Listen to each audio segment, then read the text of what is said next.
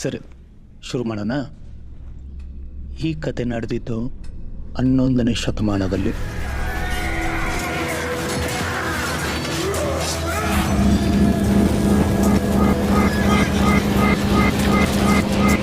Cut. ಏನು historical ಸ್ಟೋರಿನಾ? Budget ಸಿಗಲ್ಲ.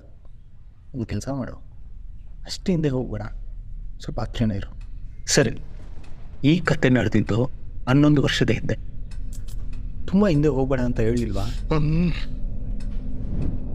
ಈ ಕತೆ ನಡೆದಿದ್ದು 11 ನಿಮಿಷದ ಹಿಂದೆ. ಓಕೆನಾ? ಇದು ಓಕೆ.